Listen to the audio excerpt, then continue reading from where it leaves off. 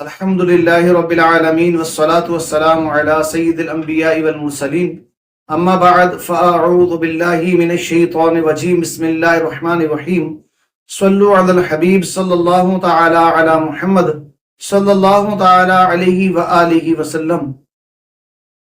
گزشتہ دنوں پہلے ہم نے اپنے اسلامک مائی چینل پر ایک ویڈیو اپلوڈ کی تھی، اہل الحدیث بھی حنفیوں کی طرح نماز پڑھیں گے، جھگڑا ہی ختم ہو گیا، یہ ہم نے ٹائٹل رکھا تھا۔ اور اس پر ہم نے اہل الحدیث فرقے کی طرف سے ان کے ایک عالم صاحب قاضی خلیل الرحمن کی ایک ویڈیو چلائی تھی، جس میں انہوں نے ایک اعلان کیا تھا، اور وہ اعلان یہ تھا کہ نبی پاک صلی اللہ علیہ وسلم نے اپنی پوری زندگی میں، جو نبوی زندگی ہے 23 سالہ، اس میں ایک دن کی ایک نماز کی ایک رکعت بھی بغیر رفع دین کے نہیں پڑھی ہے۔ تو پھر انہوں نے اعلان یہ کیا کہ اگر ایک روایت ایسی دکھا دیں کہ حضور علیہ الصلوۃ والسلام نے رفع دین نہ کی ہو رکوع جاتے، یا رفع دین نہ کی ہو رکوع سے اٹھتے، یا حضور علیہ الصلوۃ والسلام نے رفع دین کا منع فرما دیا ہو، منسوخ کر دیا ہو، تو ایسی ایک روایت، ایسی حدیث پیش کرتے حنفی، تو اہل الحدیث والے جو ہے وہ حنفیوں کی طرح نماز پڑھنا شروع کر دیں گے اور جھگڑا ہی ختم ہو جائے گا۔ یہ ان کا اعلان تھا کہ اگر ایسی حدیث یا روایت پیش کر دی جائے ترک رفع دین کی، تو وہ بھی حنفیوں کی طرح نماز پڑھیں گے۔ تو اس پر الحمدللہ ہم نے 3 حدیثیں پیش کی تھی، جس سے یہ ثابت کیا تھا کہ حضور علیہ الصلوۃ والسلام نے رفع دین نہ رکوع جاتے کیا، نہ رکوع سے اٹھنے کے بعد کیا، پوری نماز میں رفع دین صرف نماز کی شروع میں کیا، پھر پوری نماز میں فارغ ہونے تلک حضور علیہ الصلوۃ والسلام نے رفع دین نہیں کیا، یہاں تک کہ فارغ ہو گئے۔ اور حضور علیہ الصلوۃ والسلام نے رفع دین کو منع فرمایا نماز کے اندر، یہ حدیث بھی الحمدللہ ہم نے پیش کی۔ تو اس پر کافی اہل الحدیث فرقے کے جو جاہل مطلق ہیں، چاہے ان کے عالم کیوں نہ ہوں اور غیر عالم کیوں نہ ہوں، کیونکہ یہ ہوتے سارے جاہل ہیں اور جاہل مطلق ہوتے ہیں، اپنے آپ کو محدث کہتے ہیں۔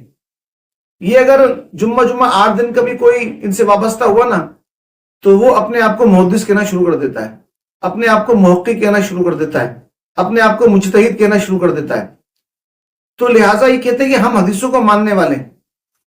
تو ان کے کمنٹس آنا شروع ہو گئے کہ امام بخاری نے حدیث لائے ہیں بخاری کے اندر کہ حضور علیہ الصلوۃ والسلام نے رفع دین سے نماز پڑھی ہے، امام مسلم حدیث لے کر آئے ہیں کہ حضور علیہ الصلوۃ والسلام نے رفع دین سے نماز پڑھی ہے، اور دیگر کتب احادیث میں بھی ہے کہ حضور علیہ الصلوۃ والسلام نے رفع دین سے نماز پڑھی ہے۔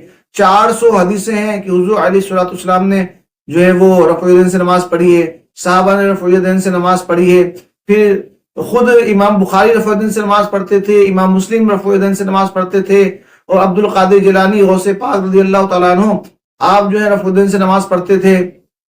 تو یہ مطالبے انہوں نے کیے کہ یہ جب یہ کرتے ہیں تو آپ کیوں نہیں کرتے، اور رفع دین کرنا افضل ہے یا بغیر رفع دین سے نماز پڑھنا افضل ہے۔ بہت سارے کمنٹس جو اس کے اوپر آئے ہیں، اور کچھ نے گفتگو بھی کی ہے کہ بھئی آپ حدیثوں کو نہیں مان رہے، حدیثوں تو موجود ہیں۔ اب جناب والا، میرا عرض کرنے کا مطلب یہ ہے کہ ہم نے کب منع کیا ہے کہ حضور علیہ الصلوۃ والسلام نے رفع دین سے نماز نہیں پڑھی؟ یہ ہم نے کب کہا ہے؟ ہم نے کب کہا ہے کہ حضور علیہ الصلوۃ والسلام نے جو ہے وہ رفع دین سے کبھی نماز پڑھی نہیں؟ ہمارا تو مطالبہ ہی نہیں ہے، یہ ہمارا تو دعویٰ ہی نہیں ہے۔ لہٰذا ہم سے مطالبہ کرنا کہ ہم وہ حدیثیں پڑھیں جو رفع دین کی ہیں، یا حضور علیہ السلام کی رفع دین والی حدیثیں ہم کیوں نہیں پڑھتے ہیں، یا حدیث رفع دین پر ہم نماز کیوں نہیں پڑھتے ہیں، یہ ہم سے دعویٰ کرنا تو فضول ہے۔ دیکھیں، جب ہمارا یہ دعویٰ ہو، سمجھیے گا بات کو، جب ہمارا یہ دعویٰ ہو کہ حضور علیہ الصلوۃ والسلام نے پوری زندگی رفع دین سے نماز نہیں پڑھی، تب آپ ہم سے مطالبہ کریں گے کہ ایسی وہ حدیث پیش کریں کہ حضور علیہ الصلوۃ والسلام نے رفع دین سے پوری زندگی نماز نہیں پڑھی، اور پھر رفع دین والی آپ حدیثیں دکھائیں، تب تو بات آپ کی درست ہے۔ اب ہم یہ کہیں کہ حضور علیہ الصلوۃ والسلام نے رفع دین منسوخ ہی نہیں کیا، تو آپ ہم سے مطالبہ کریں کہ بھئی ایسی کوئی حدیث پیش کریں، لیکن جب ہمارا کوئی دعویٰ ہی نہیں ہے، ہم تو باقاعدہ مانتے ہیں کہ حضور علیہ الصلوۃ والسلام نے رفع دین سے نمازیں پڑھی ہیں، تو اب ہم سے یہ کہنا کہ حدیث سے ہیں موجود ہیں رفع دین والی، تو یہ جہالت نہیں تو اور کیا ہے؟ ہم انکار تو نہیں کر رہے، ہم تو مانتے ہیں الحمدللہ، ہم تو احناف ہیں، ہم تو حدیثوں کو پڑھتے ہیں، حدیثوں کو مانتے ہیں، جبھی تو الحمدللہ ہماری اکثریت اتنی زیادہ ہے، اور ہم الحمدللہ فقہی مسائل کو بھی مانتے ہیں، اور قرآن اور حدیث سے، سنت سے الحمدللہ ہم مسئلے اخذ کرتے ہیں اس میں استنباط کے ذریعے۔ اب احادیث کے جو منکر ہیں وہ تو خود اہل الحدیث کہلوانے والے ہیں، آج کل کے نام و نہاد اہل الحدیث، اہل الحدیث کا مطلب ہوتا ہے محدث، یہ اپنے آپ کو محدث کہلواتے ہیں کہ ہم محدث ہیں اور ہم حدیثوں کو سب سے زیادہ ماننے والے ہیں۔ پھر آپ کا مطالبہ تھا کہ ایسی حدیث دکھائیں کہ حضور علیہ الصلوۃ والسلام نے بغیر رفع دین کی نماز پڑھی ہو، ہم نے دکھا دی۔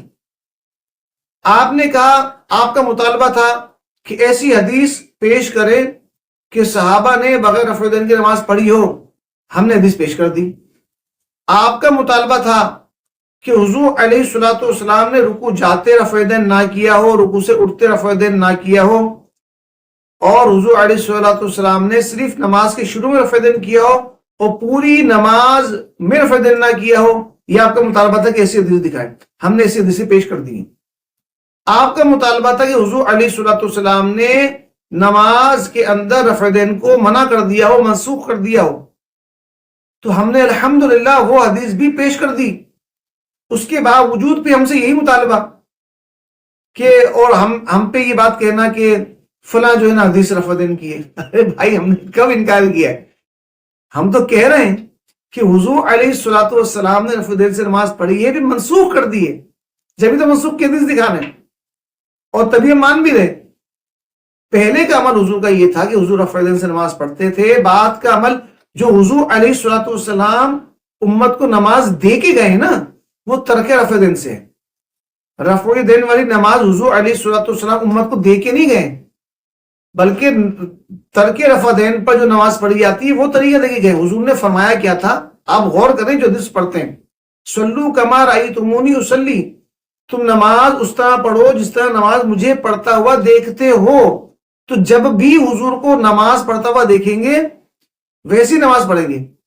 جب حضور علیہ الصلوۃ والسلام رفع دین سے نماز پڑھتے تھے، صحابہ دیکھتے تھے اور رفع دین سے نماز پڑھتے تھے۔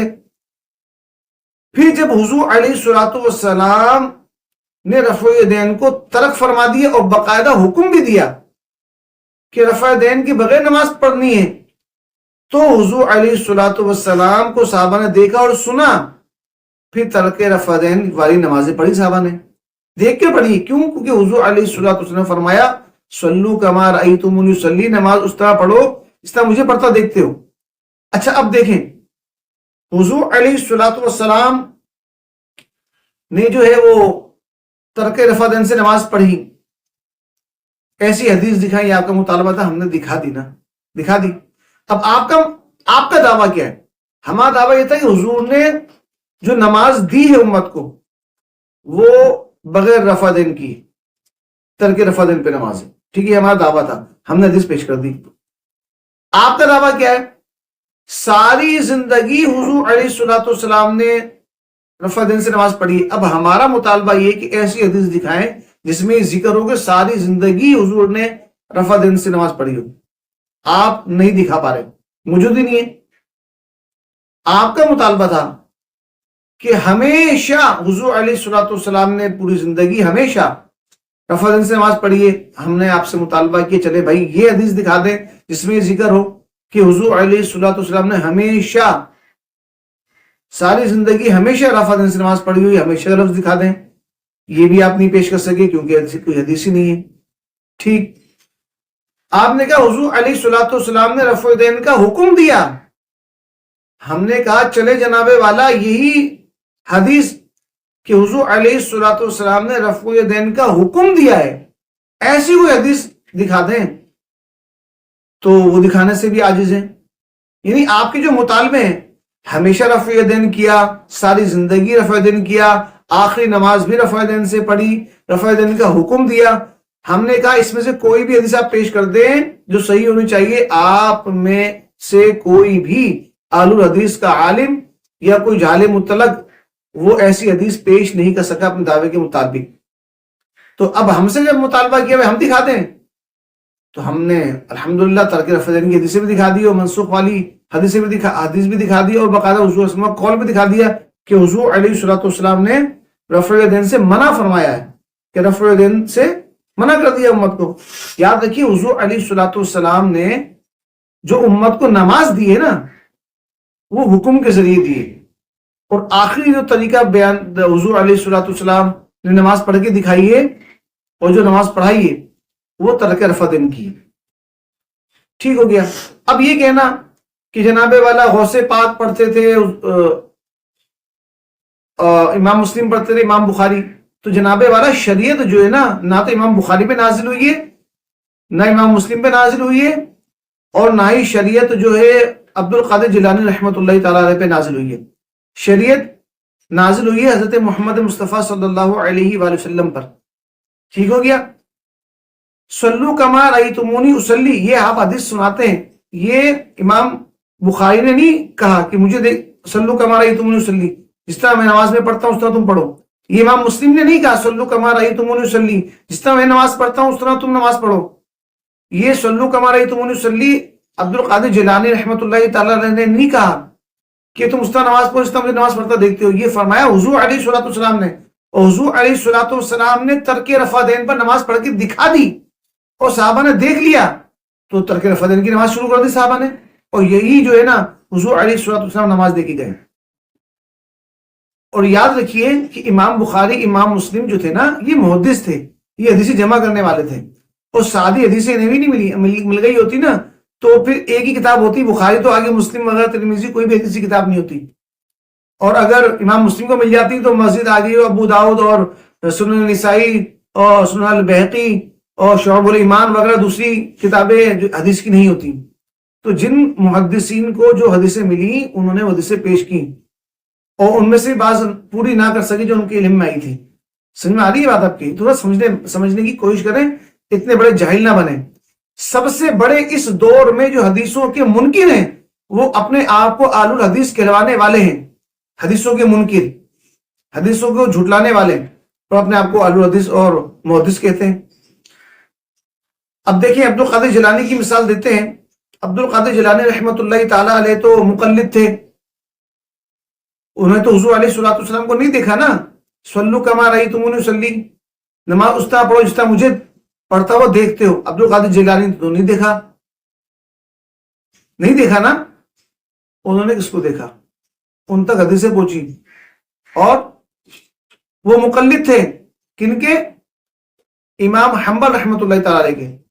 تو آپ کے نزدیک تو مقلد ہونا شرک ہے، تو آپ کے نزدیک عبد القادر جیلانی مشرک ہو گئے، کیونکہ وہ مقلد تھے امام حنبل کے.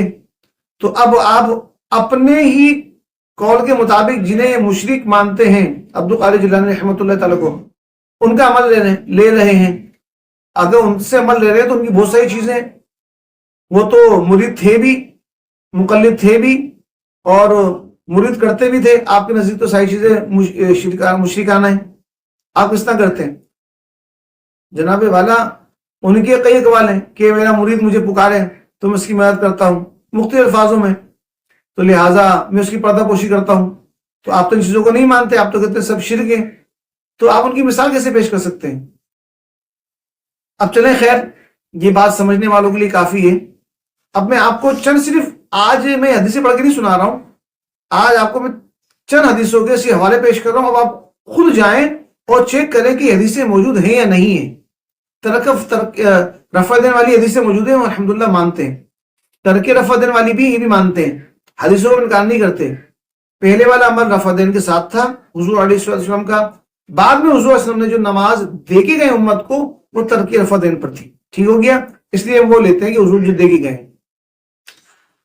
اب آپ انکار کرتے ہیں کہ ایسی حدیثیں نہیں ہیں، ایسی حدیثیں دکھاؤ، تو میں چند حدیثیں بیان کر رہا ہوں بھائی، آپ طور پہ جا کے پڑھ لیجئے گا خود ہی، ٹھیک ہے؟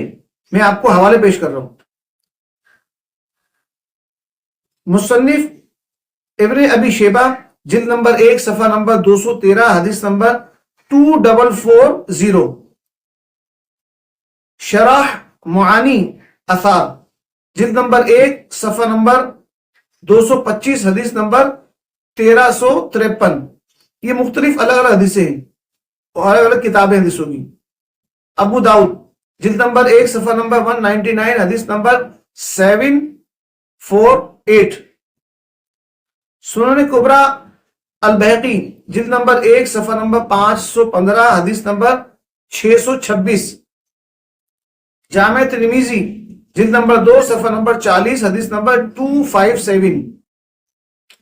مصنف ابن ابی شیبہ جلد نمبر 1 صفحہ نمبر 213 حدیث نمبر 2442۔ ابو داؤد جلد نمبر 1 صفحہ نمبر 199 حدیث نمبر 748۔ مسلم شریف جلد نمبر 1 صفحہ نمبر 322 حدیث نمبر 430۔ جامع ترمذی جلد نمبر 2 صفحہ نمبر 40 حدیث نمبر 257۔ مسند امام احمد جلد نمبر 2 صفحہ نمبر 182 حدیث نمبر 3681۔ مصنف ابن ابی شیبہ جلد نمبر 1 صفحہ نمبر 213 حدیث نمبر 2441۔ ہو سکتا ہے کوئی اس میں دو والے بھی آ جائیں، لکھنے میں اور پڑھنے بھی غلطی ہو جاتی ہے بعض اوقات، لیکن آپ چیک کر لیجیے گا، ساری حدیثیں الحمدللہ موجود ہیں۔ مصنف ابن ابی شیبہ جلد نمبر 1 صفحہ نمبر 214 حدیث نمبر 2452۔ ابو داؤد جلد نمبر 1 صفحہ نمبر 200 حدیث نمبر 751۔ معجم الکبیر طبرانی جلد نمبر 22 صفحہ نمبر 82 اور حدیث نمبر 61۔ ابو داؤد جلد نمبر 1 صفحہ نمبر 200 حدیث نمبر 749۔ یہ اور بھی کافی ساری الحمدللہ حدیثیں اس میں موجود ہیں۔ نسائی شریف جلد نمبر 2 صفحہ نمبر 182 یعنی 182 حدیث نمبر 1026 1026۔ مسند حمیدی جلد نمبر 1 صفحہ نمبر 515 حدیث نمبر 626۔ تو الحمدللہ اور بھی کافی ساری حدیثیں موجود ہیں۔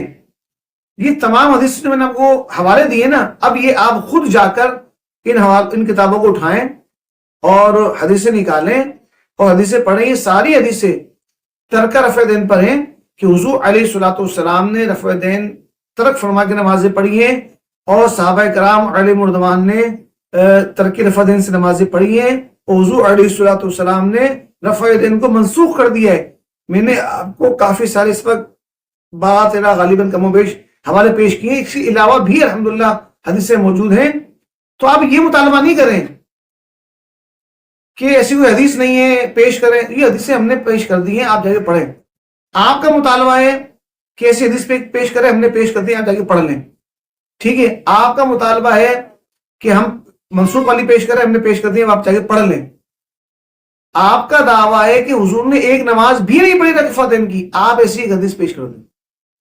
ہمیشہ آخری نماز میں حضور نے رفع دین سے کی، آپ کا دعویٰ ہے، آپ ایسی حدیث پیش کر دیں۔ آپ کا دعویٰ ہے کہ حضور نے ایک نماز بھی نہیں پڑھی رفع دین کی، آپ ایسی ایک حدیث پیش کر دیں۔ ہمیشہ آخری نماز میں حضور نے رفع دین سے کی، آپ کا دعویٰ ہے، آپ ایسی حدیث پیش کر دیں۔ صلو کما رأیتمونی اصلی پر یہ میں نے حدیثیں پیش کر دی، صحیح صحابہ نے دیکھ کے پڑھی ہیں حضور کو، اپنے پاس سے نہیں پڑھی ہیں، ٹھیک ہو گئی؟